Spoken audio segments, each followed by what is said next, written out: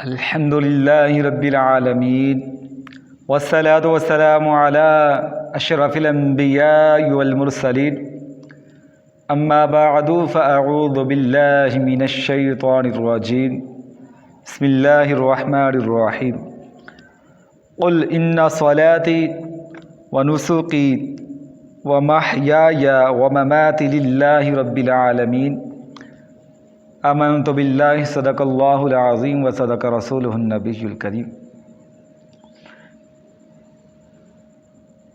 جب شہید کے اس کی صرف موت اللہ کی رضا کے لیے ہوتی ہے تو وہ زندہ ہے، اگرچہ اس نے بقیہ نیک اعمال لوجہ اللہ کیے ہوں یا نہ کیے ہوں،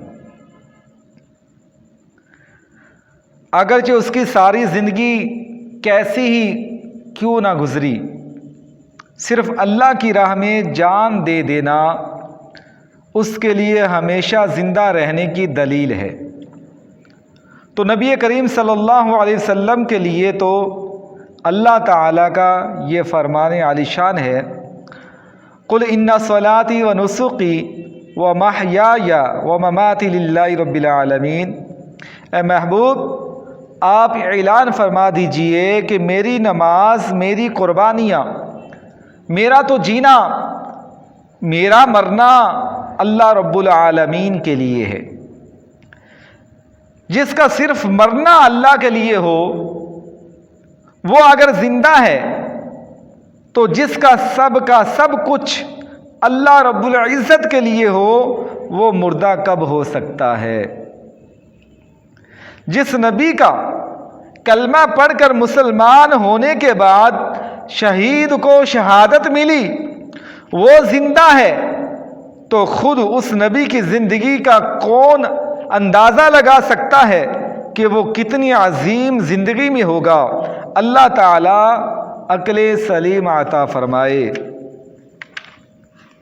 امام نووی رحمہ اللہ تعالیٰ علیہ شرح مسلم میں نقل فرماتے ہیں، اگر یہ اعتراض کیا جائے کہ انبیاء علیہ السلام حج اور تلبیہ کس طرح کرتے ہیں حالانکہ وہ تو وفات پا چکے ہیں، تو اس کا جواب یہ ہے، انبیاء علیہ السلام بمنزل شہداء ہیں، بلکہ ان سے بھی افضل ہیں۔ شہداء رب کے نزدیک زندہ ہیں، ظاہر ہے پھر انبیاء بھی زندہ ہیں۔ دوسرے آیت مبارکہ وَلَا تَحْسَبَنَّ الَّذِينَ قُتِلُوا فِي سَبِيلِ اللَّهِ أَمْوَاتًا بَلْ أَحْيَاءٌ عِندَ رَبِّهِمْ يُرْزَقُونَ۔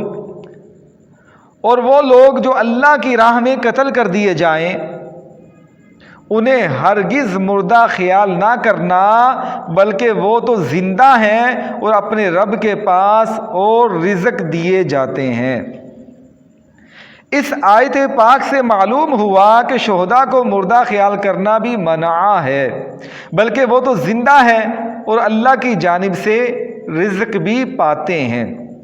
اور یہ بات بھی ذہن نشین رہے کہ شہداء کے لیے جو زندگی ہے وہ روح مع الجسد ہے، روح اور جسم کے ساتھ ہے، ورنہ روح تو ہر کافر کی بھی زندہ ہے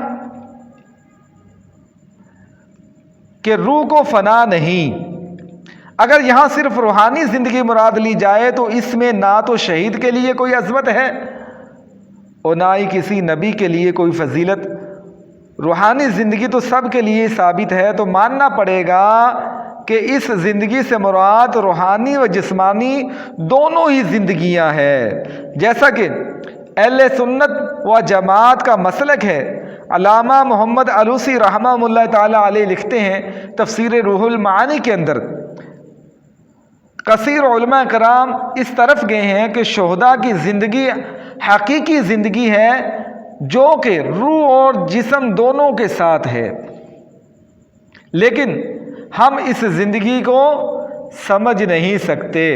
اور علماء کرام نے یہ استدلال اللہ تعالیٰ کے قول عند ربہم یرزقون سے کیا ہے، کیونکہ اگر اسے صرف روحانی زندگی قرار دے دیا جائے تو یہ شہداء کے ساتھ خاص نہ ہوگی، بلکہ یہ تو ان کے علاوہ کو بھی حاصل ہے۔ تو اس صورت میں شہداء کے لیے کوئی امتیاز نہ رہے گا۔ تو پتہ چلا کہ صاحب روح المعانی کے نزدیک بھی شہداء کی زندگی روح مع الجسد ہے، اور انبیاء کیونکہ شہداء سے اعلیٰ مقام پر فائز ہیں تو یقیناً ان کی زندگی بھی روح مع الجسد ہی ہوگی۔ شہداء کی حیات جسمانی کا انکار کرتے ہوئے بعض منکرین اس طرح کہتے ہیں کہ اس آیت میں ہے عند ربہم، کہ شہید اپنے رب کے پاس زندہ ہے لہذا قبر میں زندہ نہیں، حالانکہ وہ اس بات کو نہیں سمجھ سکے۔ یہاں عند ظرف مقام کے لیے نہیں بلکہ فضیلت و کرامت بیان کرنے کے لیے ہے، جیسے اللہ تعالیٰ کا فرمان ہے ان الدین عند اللہ الاسلام، کہ اللہ کے نزدیک پسندیدہ دین اسلام ہے۔ جس طرح اس مقام پر عندہ ظرف کے لیے نہیں ہے، اسی طرح مذکورہ آیت میں بھی عندہ ظرف کے لیے نہیں ہے۔ دیکھیے تفسیر ساوی شریف میں، قرطبی شریف میں، روح المعانی کے اندر۔ تو اب آیت کا مفہوم یہ ہوگا کہ وہ لوگ جو اللہ کی راہ میں قتل کر دیے گئے انہیں مردہ خیال نہ کرو، بلکہ وہ اللہ کے نزدیک بہت فضیلت اور کرامت والے ہیں، اور وہ زندہ ہیں، انہیں رزق دیا جاتا ہے۔